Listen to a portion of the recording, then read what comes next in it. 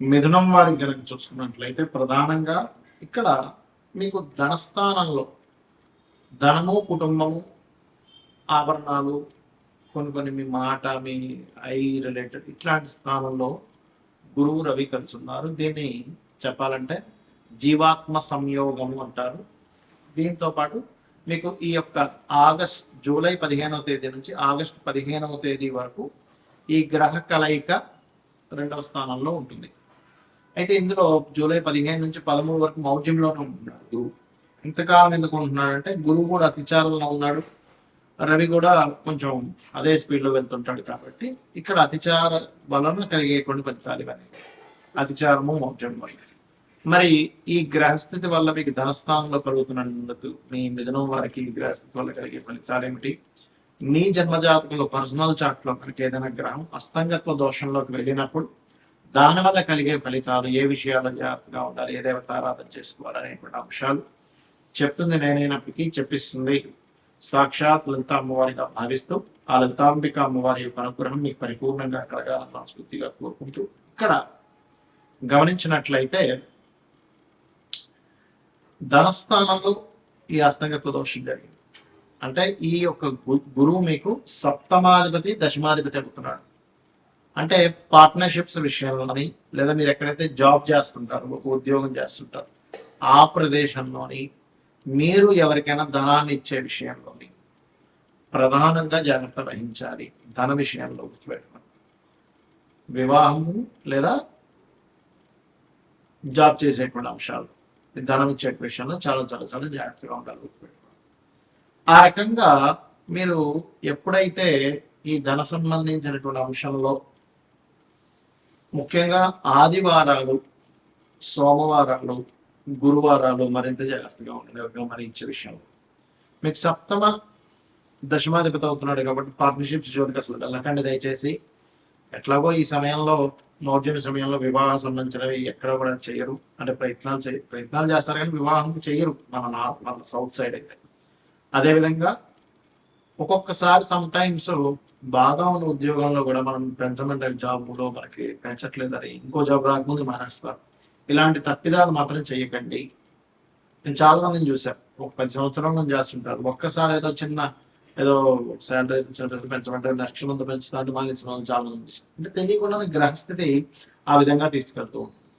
మీ career పరంగా బాగుండాలి అంటే మీరు ముఖ్యంగా రవిగ్రహం దగ్గర దీపారాధన, గోగ్రహం దగ్గర దీపారాధన, శని, ఈ 3 గ్రహాల దగ్గర దీపారాధన చేస్తూ ఓం మాణిక్య ముక్తాకార జానుద్వయ విరాజితాయ నమః మంత్రం చేయడం నివేదనవుతుంది. ఇక్కడ ఈ గోచారంలో రవి 8 degrees లోపల కనుక ఏదైనా గ్రహంలోకి వస్తే ఆ గ్రహాన్ని హస్తగతం చేసుకుంటాడు. ఎక్సెప్ట్ రాహు, కేతు ఆర్ బుధుడు కూడా కొంతవరకు ఎగ్జామ్షన్స్ ఉంటాయి. ఎందుకంటే బుద్ధికారుడు బుధుడు ఎందుకు కనెక్ట్ అవ్వడంత అస్తంగత్వ దోషంలోకి వెళ్ళిపోలేడు రవితో. మిగతా గ్రహాలన్నీ కూడా అస్తంగత్వ దోషంలోకి వెళ్తాయి. ఒకవేళ మీ జన్మజాతకంలో కనుక ఈ గ్రహస్థితి అస్తంగత్వ దోషంలోకి వెళ్ళినట్లయితే ఒక ఫలితాలు వస్తాయి. గోచారంలో సహజంగా ఇప్పుడు దీన్ని మౌఢ్యమి అని కూడా అంటుంటారు. మౌఢ్యమి సమయంలో ఏంటంటే గృహ ప్రవేశాలు, గృహ నిర్మాణాలు, వివాహాలు, లేకపోతే ఏదైనా కొత్తగా ఏదైనా పని, ఒక ఆఫీస్ పెడుతున్నాం, ఇటువంటివి చెయ్యరు సర్వసాధారణంగా. ఇంకా రెగ్యులర్గా పాటించేటువంటి, ఇప్పుడు రెగ్యులర్గా జాబ్ మారాలి, దానికి మౌఢ్యమితో సంబంధం లేదు, గుర్తుపెట్టుకోండి. కాబట్టి ఆల్రెడీ కన్స్ట్రక్షన్ నడుస్తున్నప్పుడు మీరు మధ్యలో మౌఢ్యమే నడుస్తుంది కదా నా పాలసీ పని లేదు. సో ఇది ప్రధానంగా గుర్తుపెట్టుకోండి. అయితే ఈ మౌఢ్యమే యొక్క ప్రభావం తగ్గడానికి అందరూ కూడా సూర్య నమస్కారాలు చేసుకోవడం మంచిది. అయితే ఇక్కడ మీ పర్సనల్ చార్ట్లో కనుక మిగతా గ్రహాలు ఏవైనా మౌఢ్యమి దోషంలో ఉంటే ఏంటి? సర్వసాధారణంగా మౌఢ్యమి దోషంలో మొట్టమొదటిగా మనం చూసుకుంటే చంద్రుడు అమావాస్య సమయంలో రవి దగ్గరగా ఉంటాడు. అమావాస్యకి దగ్గరలో పుట్టినటువంటి వారు ఎవరైనా సరే స్వయం పాకం మీరు ప్రతి అమావాస్యకి పెద్దల కోసం, పితృదేవతల కోసం ఎంత స్వయం పాకం ఇస్తుంటే మీ లైఫ్ అంత బ్రైట్ గా తయారవుతుంది. మానసిక రుగ్మతలు కూడా తగ్గుతాయి. ఎందుకంటే చంద్రమా మనసు అంటారు కాబట్టి చంద్రుడికి సంబంధించినటువంటి బలం అనేటువంటిది పెరగడం జరుగుతుంది.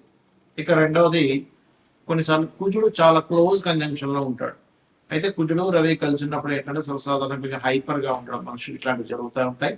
కాకపోతే ఈ కుజుడు ఎవరికైనా రవికి చాలా దగ్గర డిగ్రీలో 8 డిగ్రీల లోపల కనుక ఉన్నట్లయితే మీరు ఏదైనా పొలాలు కానీ, స్థలాలు కానీ, ఏదైనా మిషనరీస్ కానీ కొనుగోలు చేసేటప్పుడు కొంచెం ఆ రవి మహాదశలు కానీ కుజుడు మహాదశలు కానీ రవి కుజ అంతర్దశలు కానీ జరిగేటప్పుడు ఎట్టి పరిస్థితుల్లో తీసుకోకూడదు.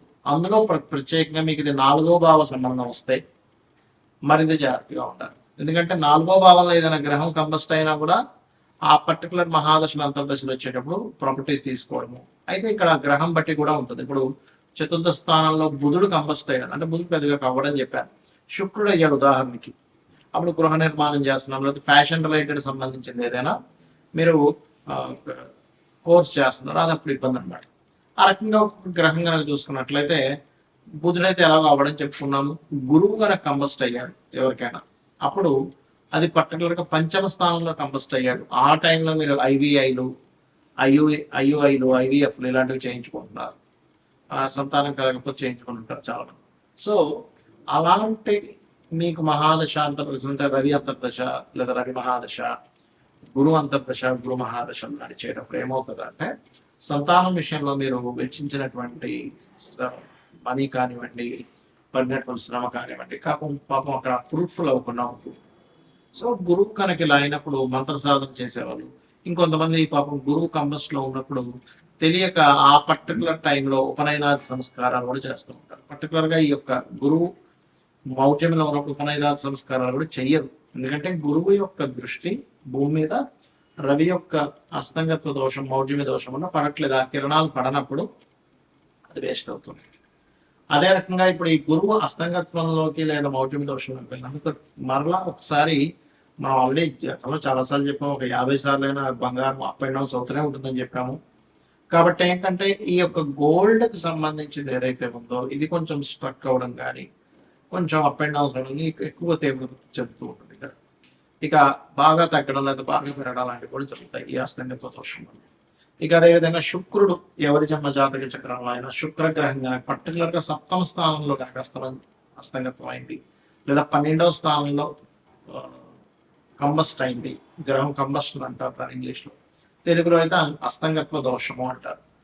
సో ఆ రకంగా ఎవరికైనా శుక్రుడు అయితే పర్టికులర్గా పురుషుడికి అయితేనేమో స్పర్మ్ కౌంటింగ్ తగ్గుతూ ఉంటుంది 12లో అయితే కనుక, లేదా 7మంలో అయినా వివాహం అవ్వడానికి కష్టం అవ్వడము, స్త్రీలకైతే కొంచెం ఎక్కువ జ్వరం రావడం, మరియు అదేవిధంగా వివాహ సంబంధించిన విషయాలు ఇబ్బంది అవ్వడం, ఏదైనా వాహనం కొనుగోలు చేస్తూ ఉంటే పర్టికులర్గా శుక్రుడు 4లో కంబస్ట్ అయితే కనుక వాహనం కొనుగోలు చేసేటప్పుడు లేదా గృహం కొనుగోలు చేసేటప్పుడు చూసుకొని కొనుగోలు చేయాలి. వీలైనంత మట్టుకు వాళ్ళ పేరు మీద వాహనాలు గృహాలు లేకపోవడం మంచిది. ఉదాహరణకు చతుర్థంలో కేతు ఉన్న, చతుర్థ స్థానం పాడైనా, చతుర్థాధిపతి పాడైనా వాళ్ళ యొక్క జీవితంలో వాళ్ళ పేరు మీద వాహనం కానీ గృహం కానీ తీసుకోకుండా ఉంటే వాళ్ళకి చాలా వరకు కలిసి వస్తుంది. అంటే వాళ్ళ జీవిత భాగస్వామి పేరు మీద వాళ్ళ పిల్లల పేరు మీద తీసుకోవాలి. అదేవిధంగా శని కనుక బాగా క్లోజ్ కంజంక్షన్స్ లో కనుక వెళ్ళిపోయి ఇంకొక పాపగ్రహం కూడా యాడ్ అయితే తల్లిదండ్రులు అంటే తండ్రికి కొడుక్కి వచ్చేటువంటి ఇవి ఇబ్బందులు ఎక్కువ ఎదురవుతూ ఉంటాయి, పెట్టుకోండి అదొకటి. అదేవిధంగా ఇప్పుడు రాహుకేతువులకైతే అస్తంగత్వ దోషం ఉన్నదని చెప్తున్నాం. కాకపోతే రాహుకేతువుల దగ్గరికి ఎప్పుడైనా రవి ముఖ్యంగా రాహు దగ్గరికి వెళ్ళినా లేదా చంద్రుడు రాహు దగ్గరికి వెళ్ళినా రవి చంద్రులు ఇద్దరు పాడవుతుంటారు. కాబట్టి అప్పుడు ఏం చేయాలి, రాహుకి రెమెడీ చేసుకుంటుంటారు.